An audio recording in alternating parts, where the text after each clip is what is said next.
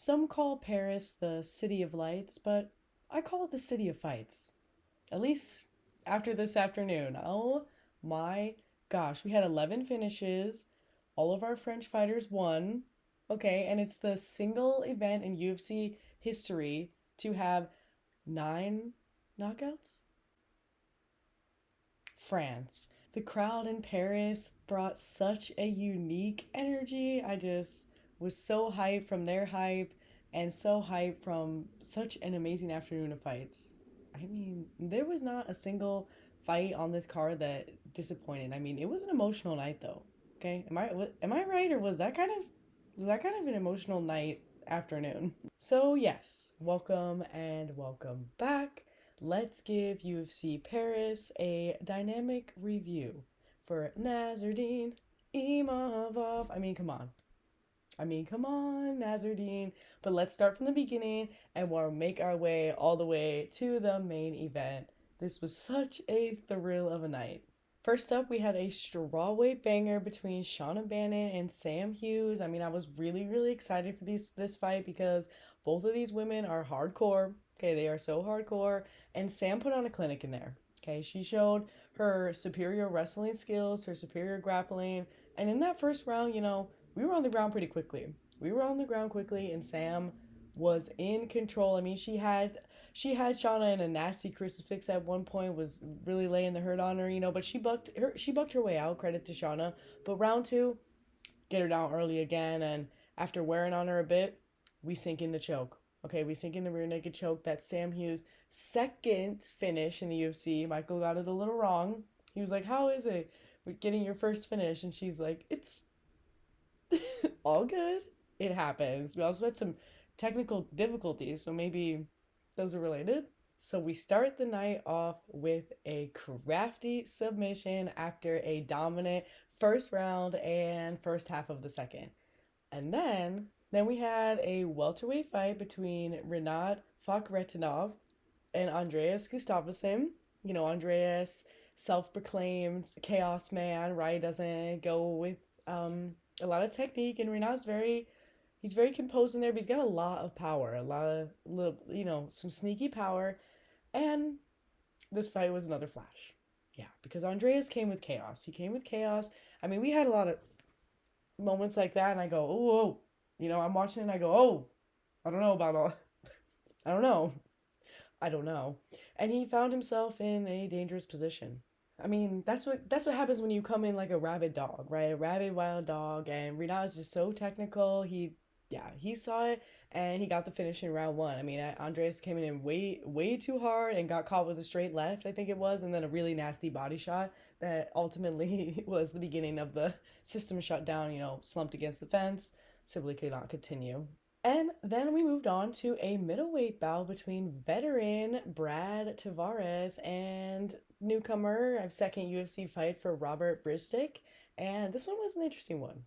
Yes, sir. I mean, round one, Robert is teeing off and finds his moment. I mean, we have like very quickly damage is happening, and Brad with the experience, okay, the experience kicks in, and he has an instinct takedown, so he gets him with a takedown, very deliberate, really smart thinking. And then Brad's in control for the end of that round, and we entered a pretty exciting back and forth. But Robert, he has a boxing background, and he really showed some tight skill in there, some great volume, and was stringing things together. And eventually round three, he catches Brad pretty big and catches him too many times. Ref doesn't like what he sees, and we call it quits right there. We get another finish. Okay, then we moved on to a very much anticipated bout between Sam Patterson and Trey Waters, welterweight bout, yes. And Sammy Patterson, Sammy P. The P doesn't really stand for Patterson, it stands for precision. Usually Sam is the tall fighter, but in this case, everyone was tall. And this one was another we're here and then we're not, right? And that's kind of Sammy's reputation, is getting it done quick, early, bang, bang, bang. But it can be submission or knockout. He's like almost 50-50 split, which I think makes him such an exciting fighter. I'm just so excited for his future. And it was just fight started, and you could tell there was a lot of power behind those punches, and Trey is off center. He's off center. He's trying to stay afloat. He's trying to navigate the waters. We're standing. It's oh, and again, he's against the fence. He's basically just kind of like going, like his body's moving wherever wherever he's getting hit, and so it's got to call it quits. We call it quits. That is 4 fights with 4 round 1 finishes back to back for Sam. 2 subs, 2 knockouts. I mean, doesn't get any more dynamic than that. That was really awesome. It is time for perhaps a bigger test. And Sammy is thinking he wants Neil Magny. Let's go with that. Honestly, let's go. That sounds really fun. Then we had a lightweight bout between Harry Hardwick and Kawe Fernandez. Harry Hardwick was stepping in, or did step in, for Perez Zahim, who unfortunately is dealing with some sad family news and gotta grieve. Gotta grieve. And so Harry came in to make his UFC debut, step in on short notice, just a couple of days, and with a very big task ahead of him. This was one of the craziest fights of the night. I mean, oh my goodness. We already knew that Kawe is kicky, leggy, leggy, but he might be the definition of kicky because, oh my gosh, immediately he gets to chopping at those calves, and Harry is compromised immediately as well. And not just compromised, like, oh my gosh, like, so those legs were busted up, and Kawe was feeding off that energy. He liked it. He was like, okay, he's smiling at what he has done. Harry's limping. It's serious. I mean, these men's kicks, and then that's how it's finished. Okay, so he gets him with a final nasty, real clean right to the calf, and Harry goes down and he literally cannot stand. Like, you can see that he wants to inside. Like, he wants to. He literally can't. His leg literally won't work. I've never even... So devastating. That was absolutely devastating. So now Kawe has gotten to finish with his legs on all parts of the body. So TKO via calf kick, TKO to the kick to the body, and kick to the head. Watch out, right? The future for Kawe Hernandez is so bright. I mean, I was impressed, but I was shocked. And they wheeled Harry out of there on the thing. Like, he could not stand. He simply could not stand, even as the fight was finished. Okay, then we move on to some big boys. We have a heavyweight fight between classic Marcin Tybura versus Ante Delija, making his UFC debut, and this was another there and then we're gone. I mean, Ante got it done in this debut. He was showing some quick hand speed for that big man, yes, and round 1 knockout. All right, we had a moment where he hit like Marcin pretty big, and you think it's gonna go to the fence and it's gonna stay there, but we break, and it's over. System shut down. I mean, what a debut. And this was one of the emotional moments because that big man started crying. He started crying for real. I mean, he let those tears flow, and he deserves it because this debut was a long time coming, really waiting for this moment. And what a statement did he make? I mean, he looked fast. He looked athletic. He looked like a baddie. And that was a ranked matchup. So the emotions, they just came. And what a sweet man. Seems like a very sweet man. So finish. And then we lead to our featured prelim, which was pretty much a guaranteed finish. I mean, it seemed that way because that's just where both of these guys usually go. Omar Sy versus Brenton Ribeiro, and this is a light heavyweight bout. These guys are huge. They two big boy bouts in a row. And yeah, we knew this one was going to be super, super volatile. And it was so volatile. I mean, Omar was the biggest favorite on the card, but both guys capable of some major violence, and both pretty much preferring to stand on the feet and make it happen there. And the crowd was deafening. Like, the crowd was screaming out of their minds. They were so hyped, rooting for. They were so hyped off of a win. I feel like in fantastic fashion, back to back, but to cheer for a Frenchman. And yes, he got it done, rooting for their Frenchman. Crowd is singing. It was just so crazy. And Omar gets on top of Brenton pretty quick, and we get a bit of a scramble do, and then there's a threat of Kimura for Brenton. So this fight gets to the ground, which I wasn't exactly expecting, and we get to the ground, and we get so after a little scramble damble do, Omar finds himself in the position to get in some nasty ground and pound, and it all started with the elbows, as it often does. Am I right? It's often an elbow that really softens them up. Yeah, so he softens them up with a couple elbows, keeps it pouring on. Ref says, "Please, please, please, I've seen enough. Get off of him." And we get, oh my gosh, another finish in what feels like a flash. I mean, they had to fill so much time. They had to fill so much time, talking about all this, talking about all that. You know how they are when we got to pass time, because we were not ready to start the main card. That was so crazy. A prelim card that was entirely finishes. So crazy. And we got to see a lot of cool different things. I mean, it's not every day that you see a finish via calf kick that doesn't involve like a broken leg, just one that's like busted all up. That is impressive stuff. So much impressive stuff on the prelims. And then we made our way into the main card. The first fight on the main card was one of only 2 decisions. First fight on the main card was our first decision of the night. William Gomez against Robert Ruchala, featherweight. Robert making his debut.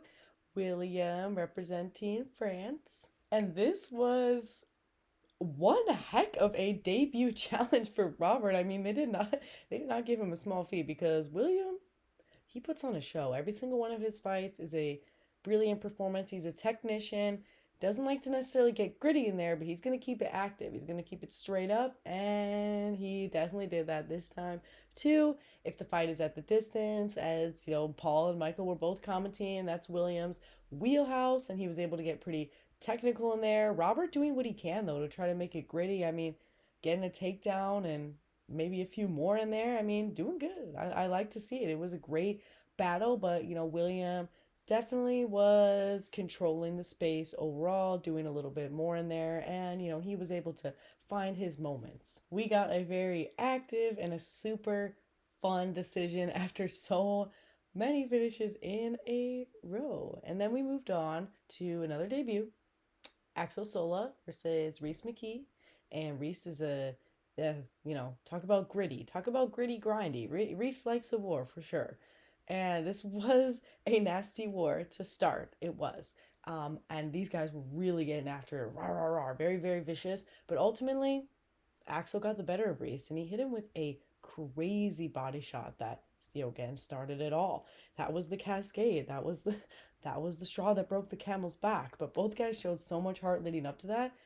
And we did get to see 2 full rounds of just absolute grit. I love Reese's, just like he has the never back down mentality, the way that he stands and just keeps marching forward, can't be deterred. And Axel really showed out. He showed up, he showed out, kept his undefeated record, was able to get it done in the 3rd round.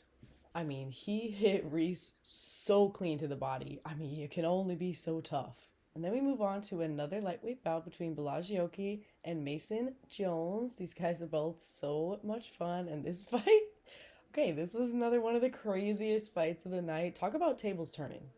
Very quickly, Mason was on the ground getting absolutely pummeled. Like, these fists, they had a lot of help from gravity. You know what I'm saying?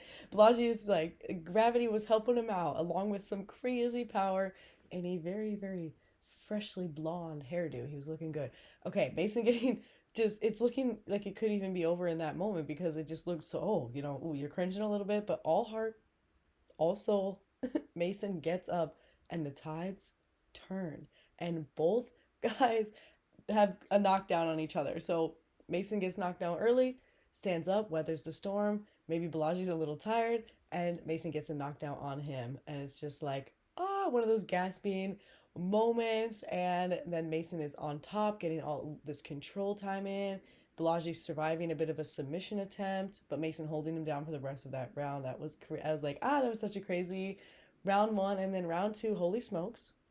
Okay, we started and we end it pretty quickly with Mason back on top, getting his own ground and pound. So the fight started with Mason getting his face plastered in to let's reverse it. Let's reverse it. Talk about heart, talk about soul. Gets the finish. from that ground and pound. I mean, it's wild. He was a survivor. He didn't give up, right? He did not give up. That was crazy. And it was such a crazy takedown too. It was just like he flipped him so he was right on top of him, just ready to go with the ground and pound. That was such an exciting statement performance. Mason the Dragon Jones. And then we made it to a very emotional moment. I gotta say, Paul Craig versus Modestas Bukauskas, light heavyweight. Oh, it made me sad. It made me sad because it's not the Paul Craig ending that I wanted. I didn't really want him to get devastated by, as John put it, hellbows. But you can't get every wish that you want, especially in MMA. And, it's all love. But in Paul Craig fashion, we had to end things in a finish, right? And Modestas, after things went from on the fence to on the ground, he knew what to do. Rain those elbows down. It's always the elbows. And he hit him so bad. And it was right at the buzzer. So, the round ended, but we didn't get a round 2 because They replayed it for us just in case you didn't hear the sound. Don't worry, they replayed it. Yeah. So that was tough. But it's probably about time to lay down the gloves, and it's ultimately Paul's decision. He knows himself. So not the ending I wanted, but you don't always want to just claw and scratch until you maybe get the ending that you do want. And regardless, what an illustrious career. Paul Craig, all his wins are finishes. What a guy, right? What an illustrious career. Oh, but it breaks my heart a little bit. He's a legend.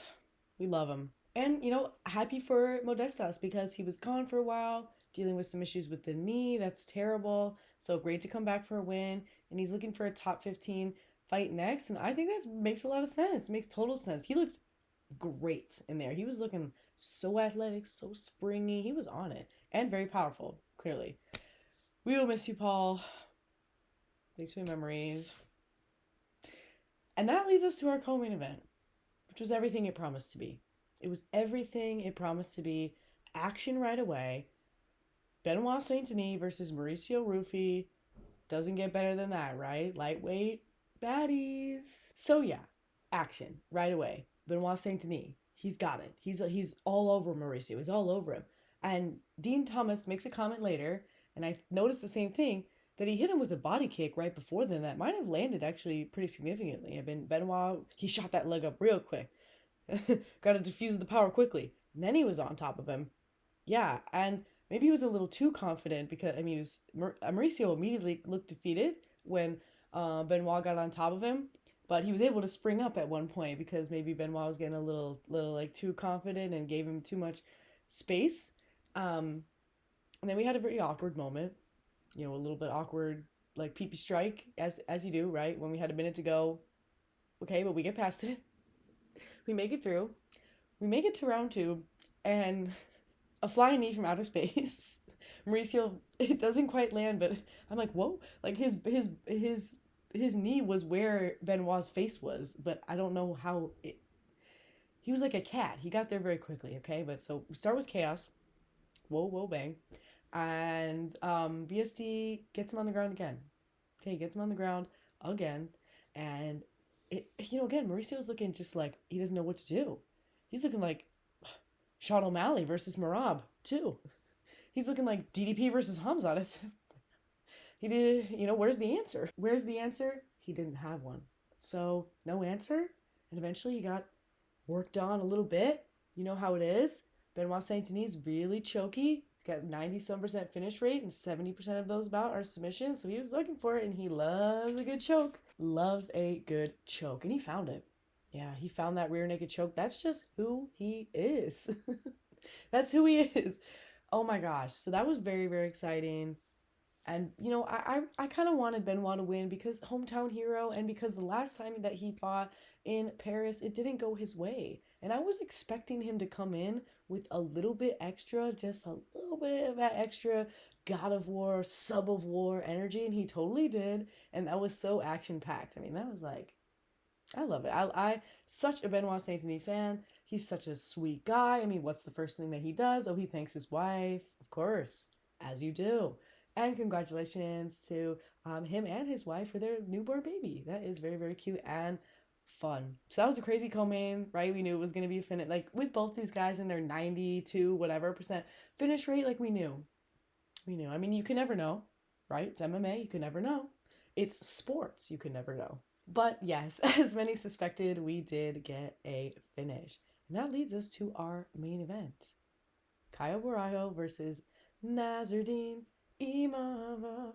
We really have to make the Nasruddin Imavov song because, I mean, what what a crazy performance. I mean, he looked like a absolute star out there. He is so quick. He is so quick. I mean, we got to close those hands. A lot of fingers out there. A lot of this. But I know it's just part of the vibe. It's part of his vibe. This was a great fight. So this was our second decision of the night. So we got another, we snuck another decision in there, another really exciting decision. Round one, you could tell both guys were really, really locked in. Like it was like very scary, just staring each other right in the eye. And it was getting a little scared, a little scary. Not too much goes down, but a little bit of feeling it out. You can tell that Kyle's got some big kicks he's kind of planning. And then round two, Nasruddin gets a pretty massive boom boom on Caio. I can see his feet wobbling a little bit. Caio's not really like finding the space super well. You can kind of tell like a little bit like round one was maybe just a little more tentative, and then as it dialed up just a little bit, looked like it was all Nasruddin in there. Round three, we get a PP strike. But I kind of got to give a shout out to Caio in the moments of this PP strike because he had the wherewithal to like walk away even though the ref hadn't even though ref Goddard hadn't seen it yet. Like he knew that he had hit him there, and so he like gave him a little pat like, oh, he could have like took advantage of the moment, pretended like he didn't know what he did. But I just want to say good on him. Good on him for playing ref for a second so that Nasruddin could get his marbles, right? So we get back to our round three, and you could see Nasruddin's a little bit more on the back foot in this round. Still not exactly like a massive round for Caio necessarily, but a little bit not as forward. Because, Nasruddin, he never stops moving. Never stops moving. He's never going to lay a flat foot down all the way. But there was a little bit more backwards movement in that round three. Round four, oh, Nasruddin's back.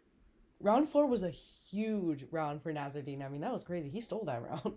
After being a little back footy on the third round, he came and he lunged forward at him and got a lot of really brilliant work down. And Caio kept trying to take Nasruddin down. Maybe he could have a little bit more success on the ground. And Nasruddin said, I don't want to. If you try, I'm going to pull you in for a little clinchy, and I'm not going to let you go until I feel like I can get good space from you. So he did a great job maintaining control, Nasruddin, and just shutting down all of Caio's attempts to get him. And you could just kind of see, Caio just not having like an exact like game plan. And then you did hear his corner say essentially like throw the game plan out the window, right? Like go for broke. And that was kind of the only thing you could do in round five because it wasn't seeming like he was up and winning. So. But it's not exactly what you want to hear. It's not exactly what you want to hear is that the game plan's not working. So try something else. But Caio's interesting because while he did maybe wane a little bit in the effort, he still smiles quite big when he gets hit clean. Oh, so we made it through round five, which was more even than round four, but still it was Nasruddin who was really leading the dance in there and shutting down every takedown attempt, and it was his world. It was Nasruddin's world, and definitely earned a title shot after that. Didn't get the finish, but put on an incredible statement performance. And as Caio is reflecting on the loss, he's saying that he's got to do some going back to the drawing board, essentially. So, he was speaking to the fact that he didn't feel like he had what he needed. Nasruddin did. Nazardine did, and I am loving the energy that he puts on out there. We did, but again, we had an eye poke because what is this? Close your hands, Nazardine. Nazardine, close your hands. I like that. I like that thing that he does though. He's always pawing. He's a pawer, and he wants to grab your hand and hold your hand, like friendship. Let's hold hands, so that he can grab it, put it down, and hit you with it. It's just I see, you see pawing a lot, but I don't think I've seen a bigger kitty cat than Nazardine. He really wants to hold hands in there. So that was UFC Paris. I mean, what a crazy card. That was so much fun and just bow, flash, bang. We got everything. We got submissions. We had knockouts. Again, we broke records. That is just so much fun, and the middleweight madness goes on. I mean, what a performance. What a set of performances. I don't even know what was my favorite. Man, it might be Benoit Saint Denis because there was something special about the effort in there. But I can't. As soon as I think of that, oh my gosh, I think of the um, Callaway, right? Finishing with the calf kicks, everything. I think Sam Hughes started the night just so dominant. Every fight. Come on, there was not a snooze on the card, and we thought we knew it. We knew it. We knew there wasn't going to be any yawns, and there was not a moment to yawn. It was one of those don't blink, but a lot of commercial moments to fill the space. Here is our song of the night. Let me know what your favorite fight was, and if you were just so impressed with Nazardine. He was the underdog, but only a little bit. And what you think is next for Kyle. That'd be pretty cool. And, what do we do with Benoit? What do we do? What do we do with everybody? Yeah, let me know. Let me know that. Let me know anything at all, I guess. Let me know what sort of pop karaoke type songs we can remix or that you want to see remixed for future UFC musical comedy. Got some ideas, but would love to know any of your ideas, any of your favorite anthems. Let me know. We'll do something to that. We gotta do we gotta do an impromptu Paul Craig, right? He said thanks for the memories, so right, immediately we're Fall Out Boy. Okay?